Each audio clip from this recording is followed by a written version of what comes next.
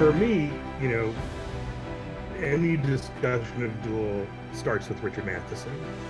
And my introduction to Richard Matheson was through his book, I Am Legend, um, which I came to by way of George Romero's Night of the Living Dead, because my brother and I had stayed up till 11:30 one night to watch it on Creature Features, and the movie blew me away.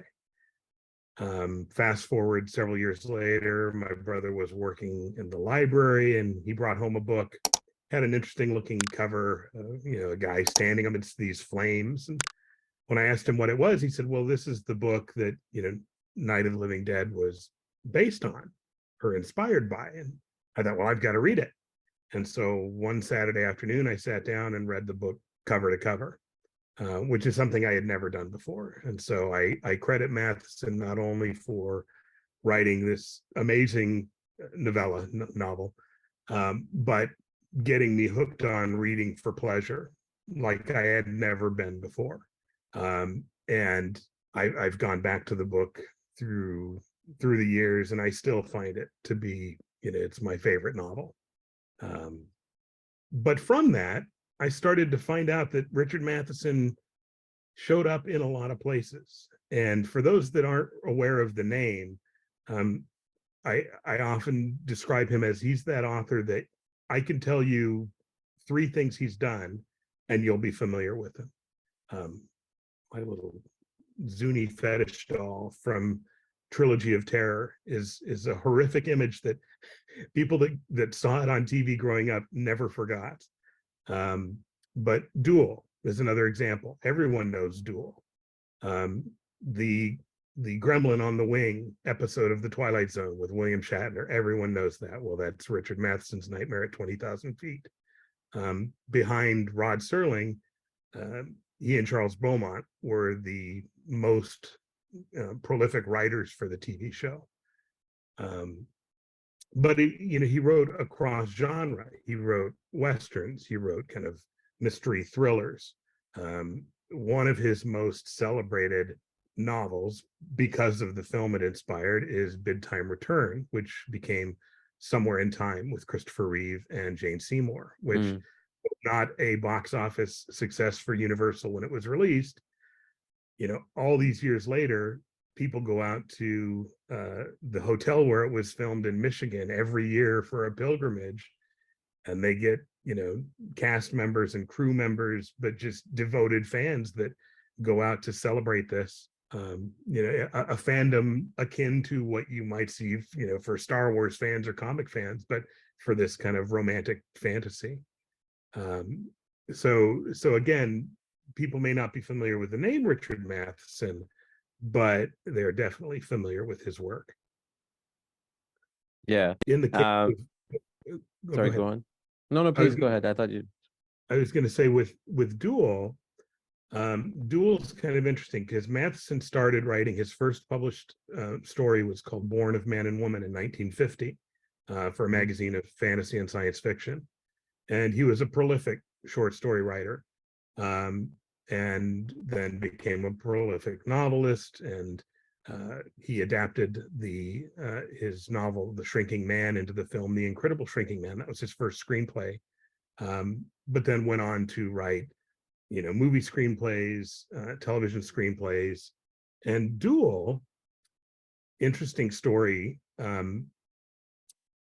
originated on the day John F. Kennedy was assassinated, because Matheson and a fellow writer, Jerry Soule, had been golfing, and they went into the clubhouse for lunch and saw on the news, President Kennedy's been shot.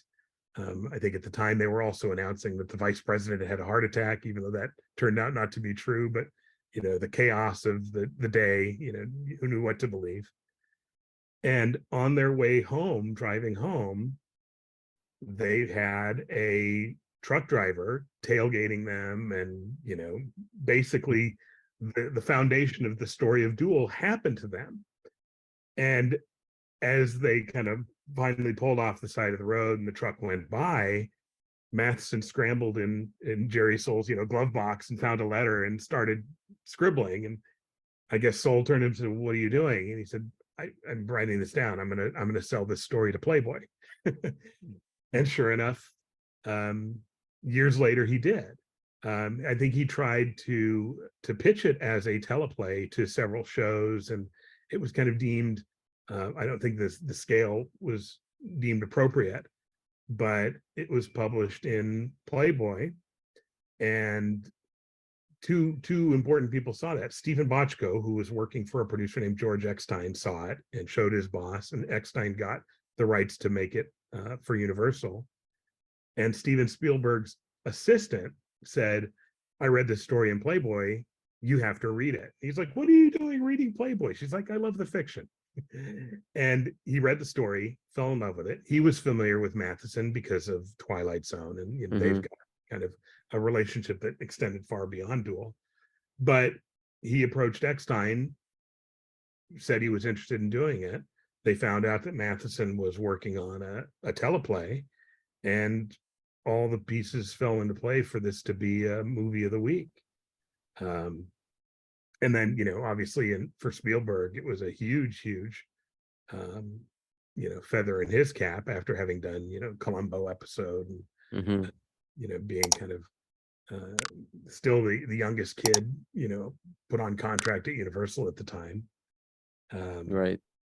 But it's amazing the kind of the genesis that went into it, and these kind of mixed elements that came together that it ultimately resulted in lightning in a bottle, for this television show that we're still talking about all these years later. Yeah, I mean, the universe is always trying to make things work if it's destined to work. That's what I truly believe. I mean, it's even in any of the stories that you hear about behind the scenes of any film, any book, even in my life, I'm sure in your life, the work that we do, some of the most craziest things happen that lead you to do projects that you had never imagined, or you had turned them down over and over again. They just keep coming back at you. Yeah. So that's definitely true. And the thing with Duel was, as you know, it wasn't that popular. So the first time I heard about it, I became familiar with Spielberg knowingly that it was Spielberg after Jurassic Park in 1993. Sure. And then, sort of following his work, like there was no IMDb at the time, there was nothing like that. And I remember I came across, in the early days of internet, I read upon some article and they talked about Duel. And there was, again, not that much information out there on it. And initially, then when there was a little bit more information, as internet started expanding, coming out, there was Spielberg's websites and all that.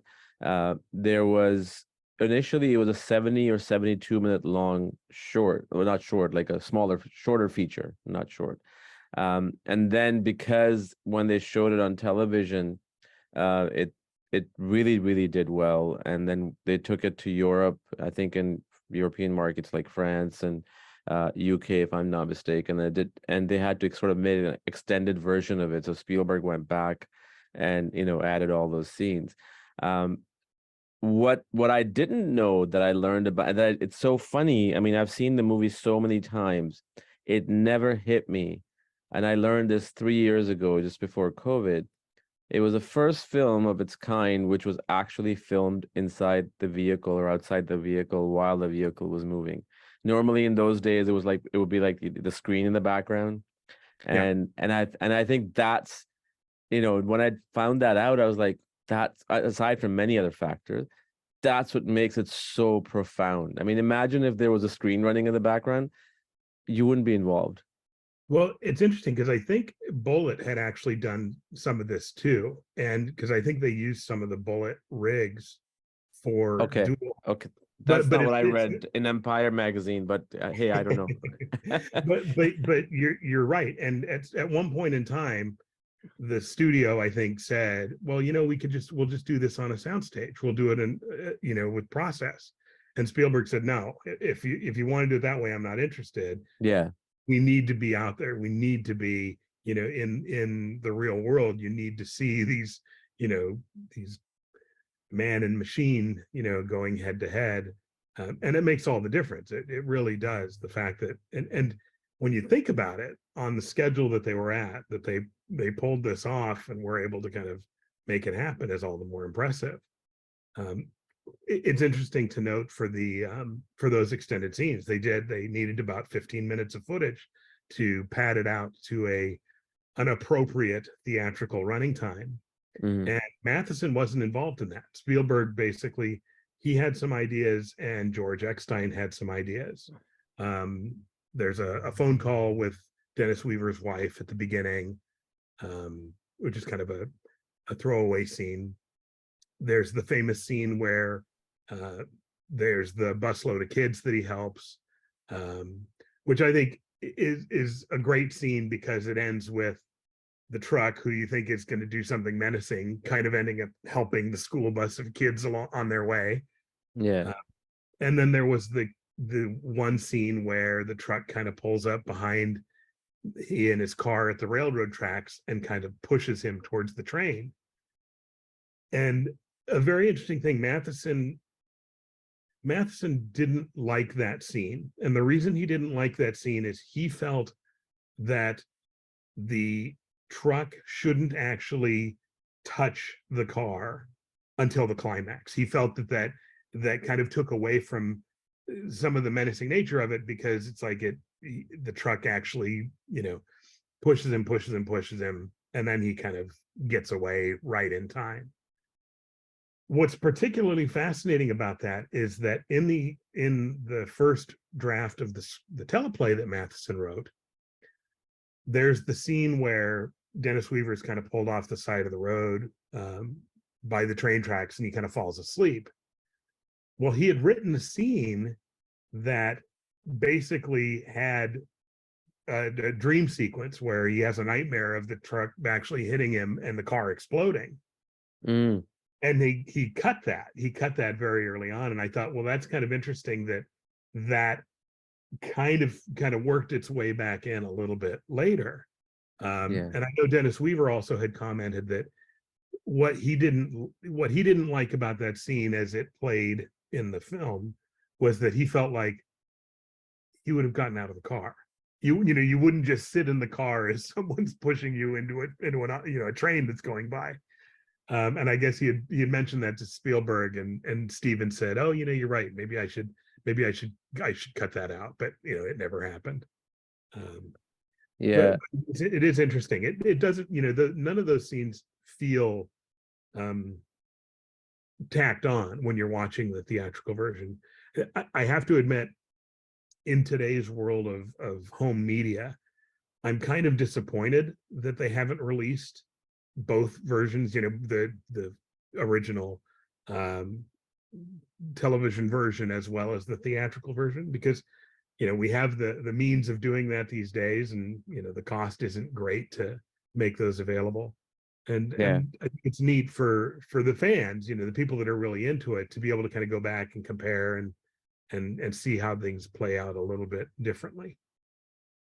I know they're planning something in September. It's called 4K Ultra HD and Blu-ray, and it's like a collector's edition. I mean, it has a whole bunch of memorabilia that comes with it. I don't know about the ending and all that. I mean, the extended version versus shorter version, Yeah, I but know that that's coming out, but I hadn't heard if they're planning on doing yeah, both.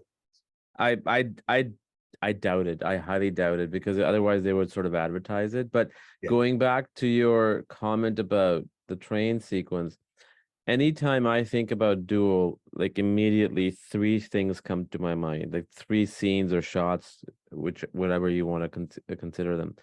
The train part where his face is screaming and the camera is really close, and that really pulls you in. Oh yeah. And the telephone booth where you can see Spielberg's reflection a little bit. I don't know Yeah. if you're and obviously the finale.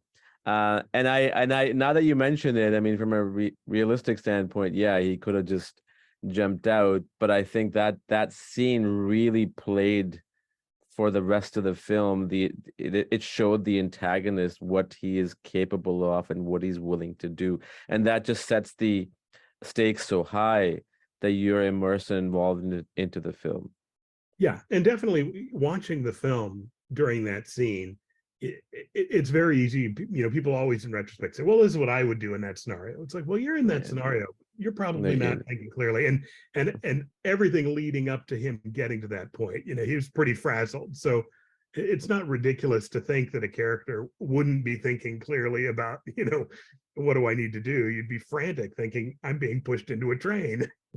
well, you also can factor in that he's trying to save his car too. I mean, this guy's an average citizen, and he doesn't obviously his life is the main thing, but those things, like you said, they don't cross your mind when you're on the verge of death.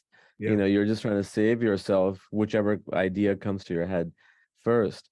But yeah, no, Duel had such an, I mean, it became more of a cultural phenomenon, I think, and I could be dead wrong, more in after the 90s. It was always there, but I think because of the internet, it became much more bigger, because there was even the DVD that came out first time on HD. I think it came out like in 2004 or 2005. It took a really long time for it to even come out on DVD.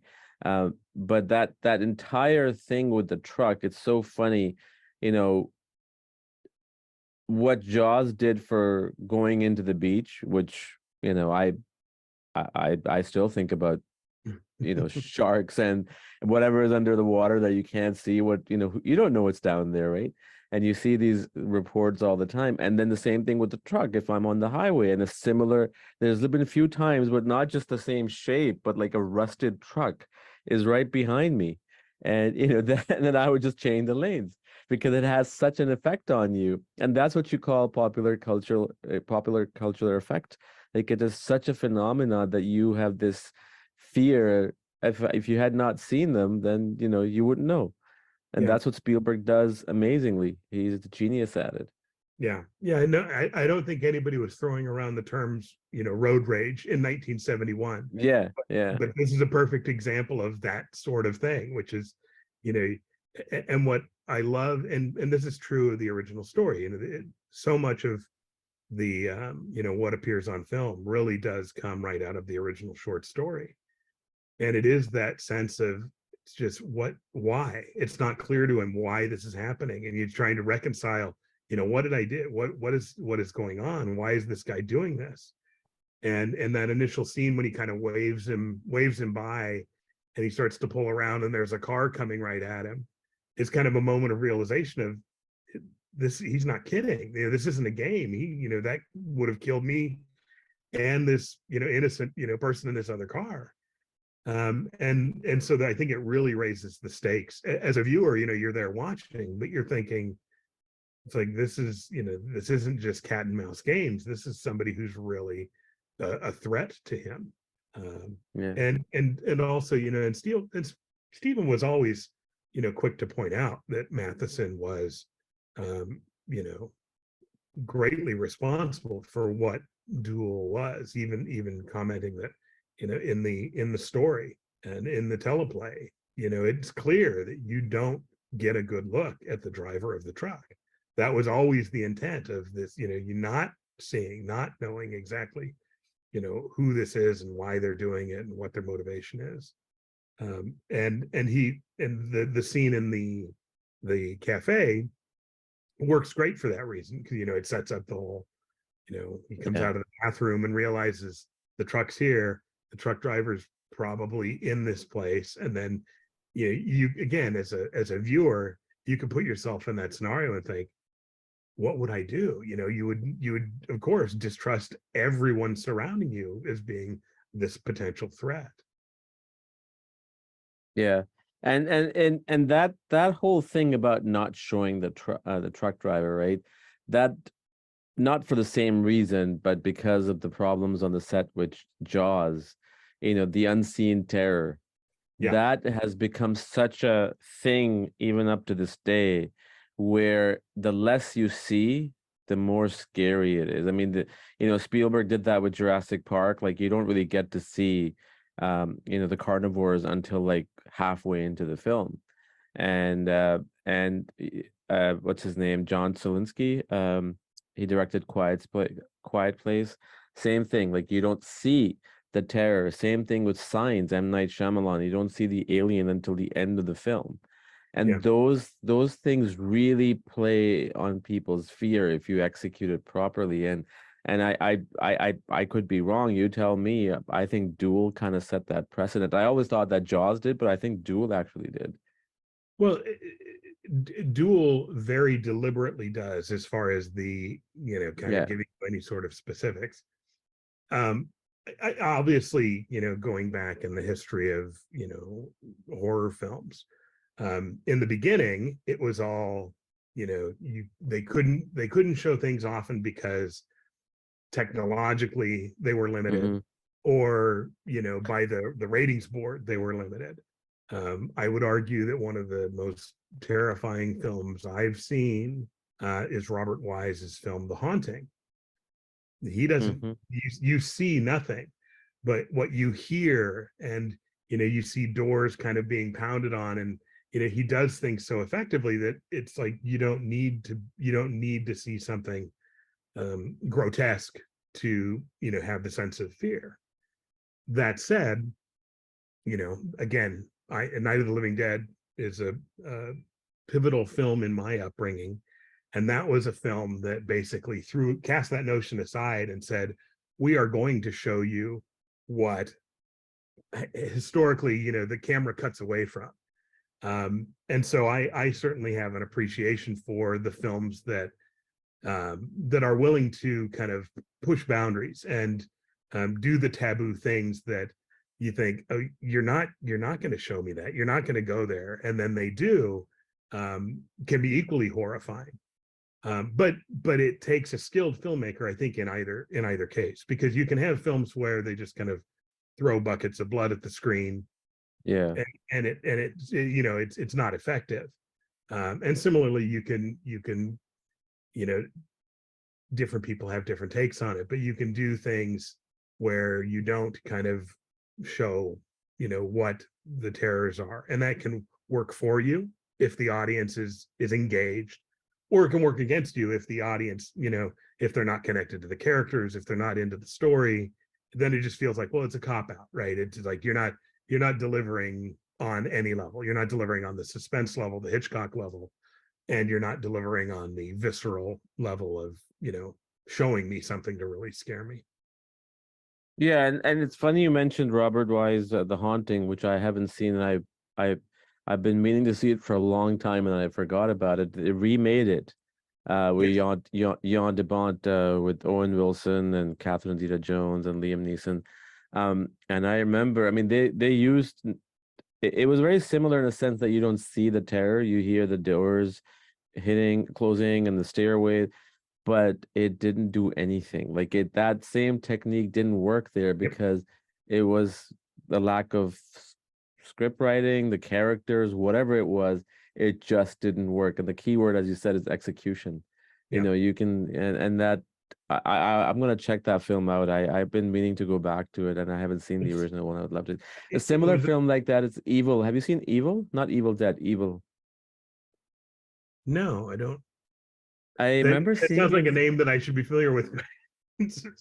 I'm wondering if it's Evil because I saw it when I was a kid, not here, back home in the movie theater. And I Mhm. remember the concept was it was a group of friends who get in. Maybe it was Evil Dead. It was they get into this castle, and they're spending the night and they're having fun partying around, and all of a sudden all the doors of every single door, like dozens of doors in the castle, they shut down and they're locked in, and then one by one they start dying. Now I Yeah. as far as I remember, it was Evil. I could be wrong, but that was a similar thing, like where it didn't really show anything, but and it was terrorizing. Yeah. Yeah. One of the most kind of frightening images from my youth uh, came from a movie called Burnt Offerings. And this is another one that the people that have seen it will never forget it. It was Dan Curtis directed, Dan Curtis of Dark Shadows fame, Hmm. um, written by William F. Nolan, who was a contemporary of Richard Matheson, based on a novel by an author named Robert Marasco. And there's a character in there, a chauffeur, who Hmm. shows up in a flashback sequence. He's basically the driver, at this young boy's. He goes to a funeral, and this chauffeur, tall, skinny. The actor's name is Anthony James. Appeared in a lot of Clint Eastwood movies, but he smiled, and it is just the most frightening thing, that this kind of image of basically death, right? It's like, because he was, he's driving a hearse and he shows up at different times. He pops up in the movie. He doesn't really do he doesn't interact kind of directly, but he shows up and he grins, and it is just this terrifying image, because it's seemingly so innocuous, and yet it's played so effectively, in the music that they use. It's like all these elements coming together, and it's like, yeah, you don't have to, it doesn't have to be horrifying to be scary. You can just be unsettling. Yeah. Yeah, no, that completely makes sense. Now, we've talked about Duel, we've talked about suspense and all that. Tell me what you're working on right now that you're able to talk about, the Sure. projects. Yeah. So I just finished. We just put out kind of 3 books back to back to back, with a friend of mine. We've been co-editing a magazine called Bare Bones for. Mm. We initially started it 30 years ago, but we ramped it back up during COVID, using Amazon's Kindle Direct Publishing program, just kind of for kicks. And Mhm. we just put out our 14th quarterly issue, and we go into kind of all the things that interest us. So it's mystery, crime, westerns, horror, science fiction, in film, TV, comic books, you name it. It's a lot of fun, because there's really nothing that we can't make an excuse to cover. And we've got a lot of great writers that write for us and do things.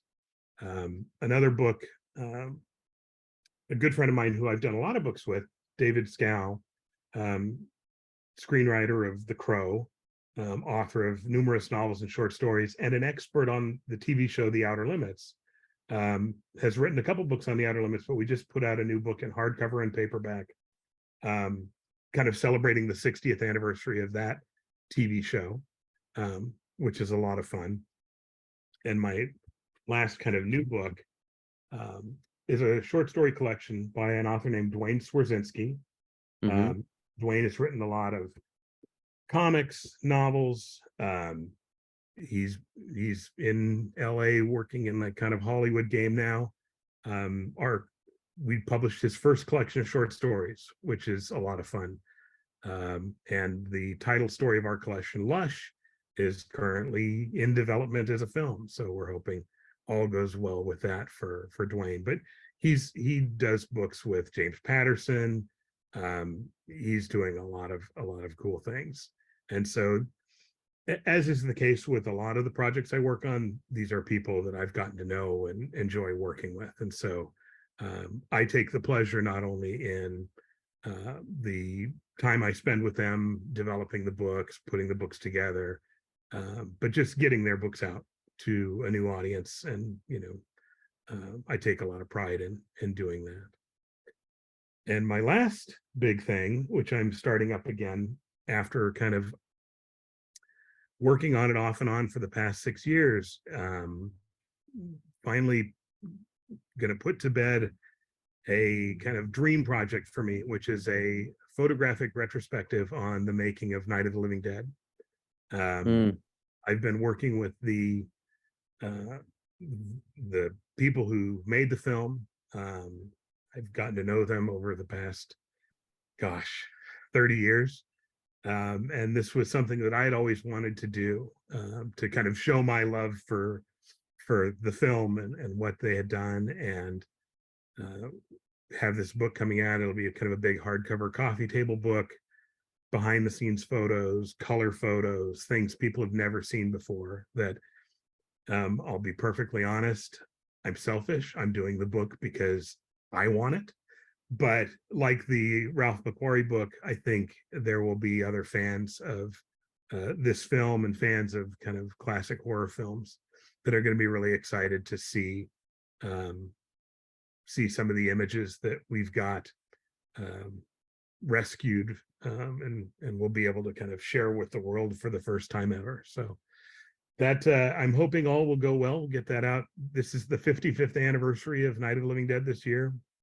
I'm going to be back in Pittsburgh, or actually Evans City, where the film was shot, in Pennsylvania this fall. They have an annual get together they have that's always fun to attend, and it's kind of more like a family reunion for those of us that go. But you'd be amazed at how many people are willing to fly, not just, fly or drive, not just from around the country, but from around the world to kind of make this pilgrimage. And so it's a lot of fun. It's kind of a close-knit family group. And like I said, this is a project I've been working on for a number of years. So I'm excited to finally see it come to fruition, and can't wait to get it into the people's hands who have been kind of waiting patiently for us to get over the challenges that COVID brought to the traditional publishing world. While it opened up all these doors for me to do things with Amazon's print-on-demand platform,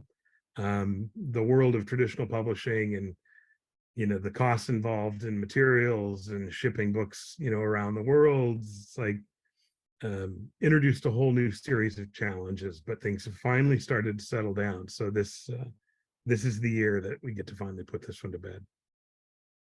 That's great. And the thing with I've started noticing now is, in the last, I think especially after COVID, the idea of books not fading away is like, it's coming back. Like, I mean, all these books that you see here, right?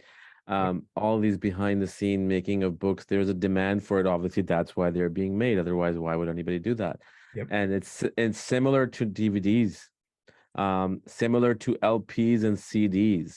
There's a company in LA called Lala Records, which is like really re-releasing all these classic soundtracks, Yep. from John Williams to Alan Silvestri. And I think obviously, it's for the people like us who have sort of grown up, and we want to sort of relive all those memories and all that time that we grew up listening to this and watching this and reading this. And I'm just so glad to see that, because for the longest time, they were talking about newspapers would disappear, which they pretty much have, with the exception of some.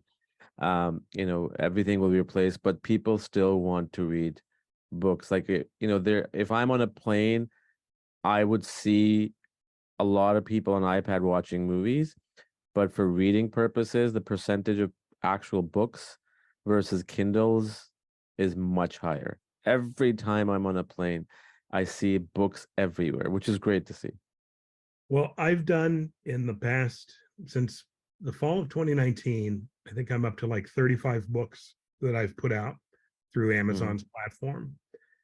2 of those have an ebook equivalent, and the majority don't.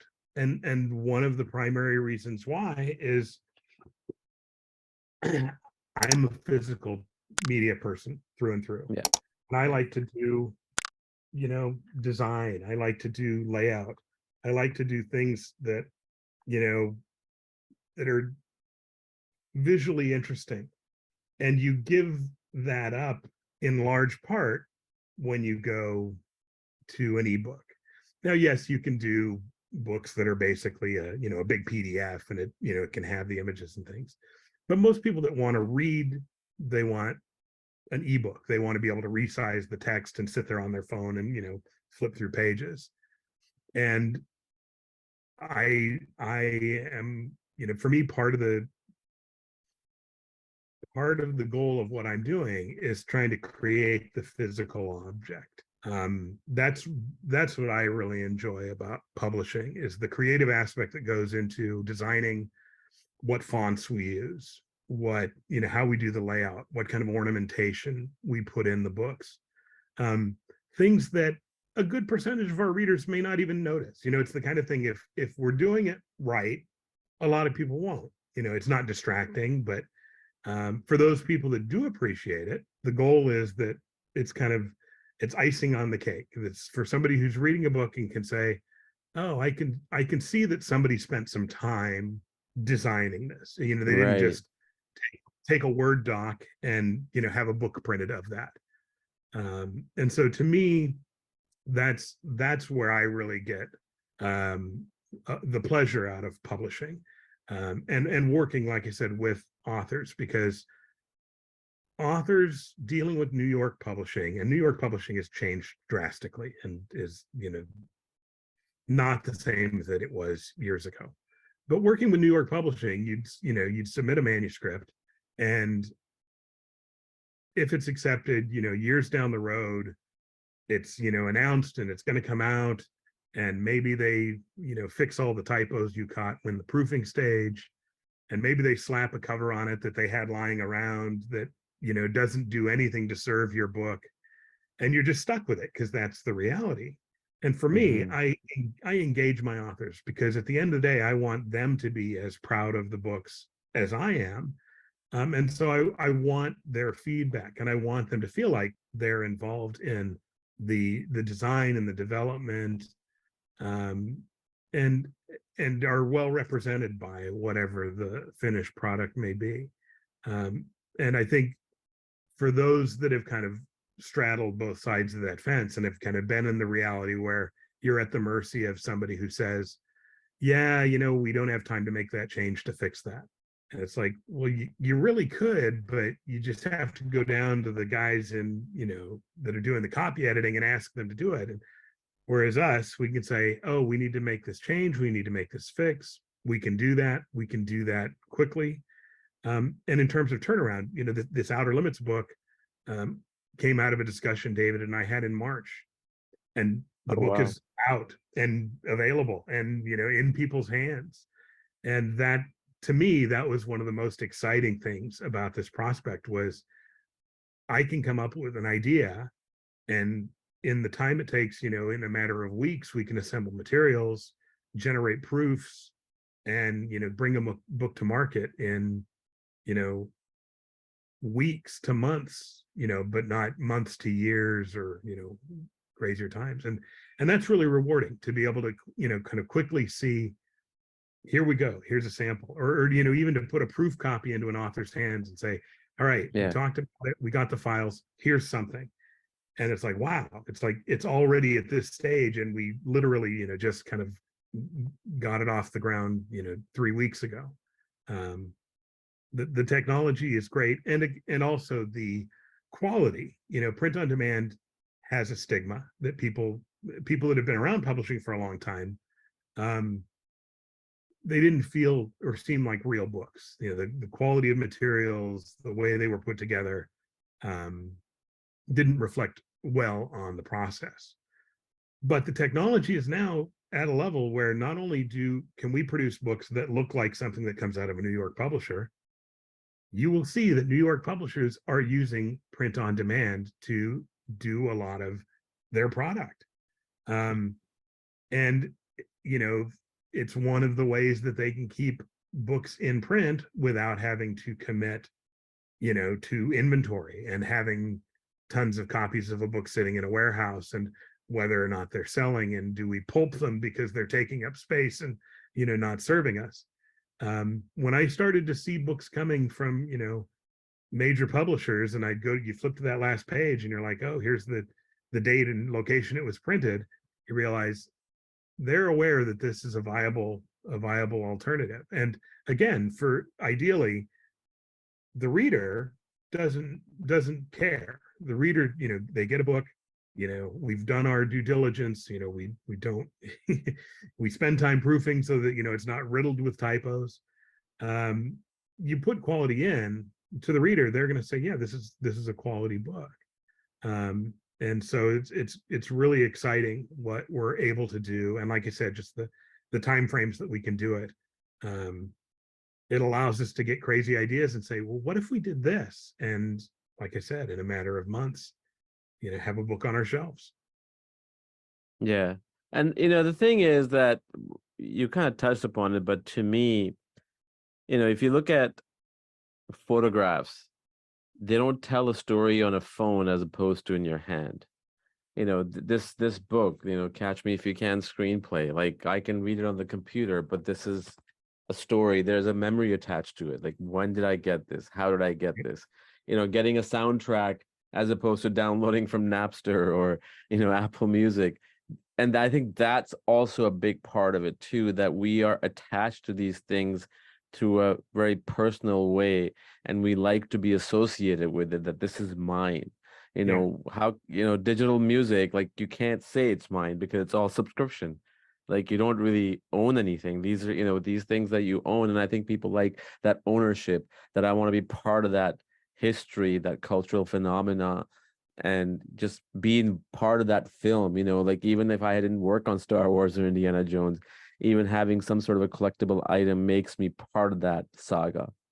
Yeah, my friend David, who wrote the Outer Limits book, described it really well in that for those of us of a certain age, things like soundtrack albums Yeah. and the movie tie-ins, at, for a lot of films, that was it. If you wanted memorabilia, maybe if you were lucky, you knew somebody who could get you a poster from the theater, but Yeah. you could go into the bookstore and buy the movie tie-in to Star Wars or, Yeah. E.T. or in Raiders of the Lost Ark, or you could go buy the record and sit there and, play the record while you're reading the book.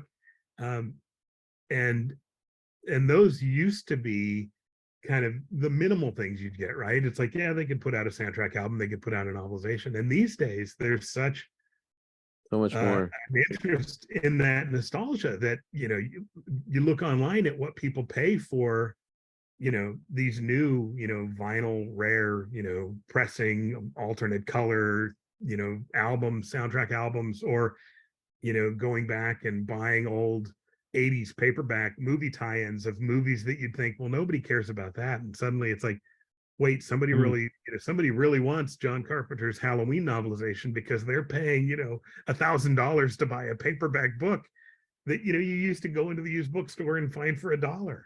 Yeah. Um, but I do think there is that sense for those of us that that have that collecting bug. And if I could turn the camera around, you'd be frightened to see how badly I've been by it.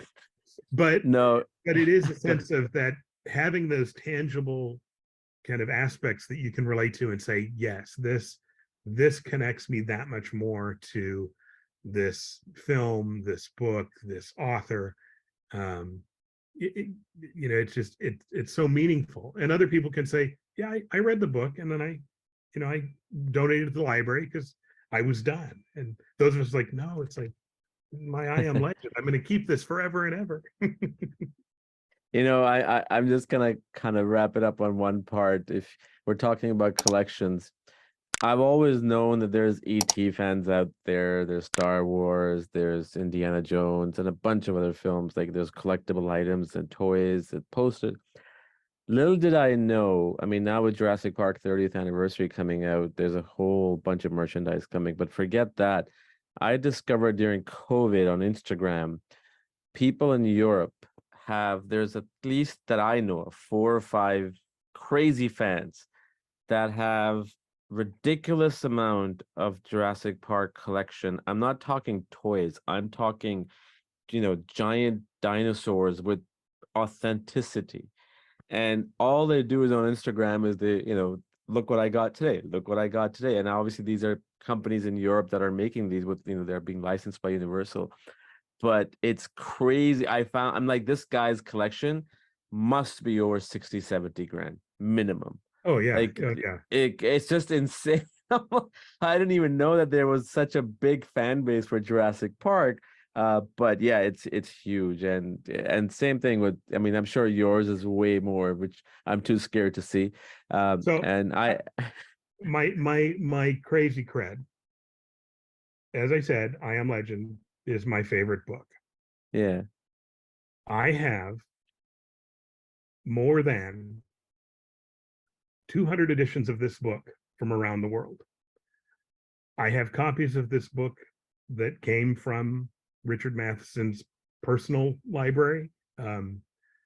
I've got limited edition hardcovers, I've got paperbacks, I've got original cover paintings for the book. Of all my kind of obsessive collecting habits, this is probably my most, in some ways, my most unique, in that there aren't a ton of people in that space, which is good because things can be affordable. But in the pre-internet days, it was very challenging. In the post-internet days, it got a little bit easier because you could go online and buy books from around the world. But you start to find out, trying to buy books from Brazil and they won't ship to the US. And so you've got to make friends around the world who will, you know, be your conduit for these things. But that's probably one of my biggest elements of fandom is just my goal is to someday have a complete collection representing at least one copy of every edition of the book that has been published. And it's probably my white whale that I will never kind of quite reach. I probably know about 24 editions of the book that exist, that I've like seen physical pictures of, that I don't yet have.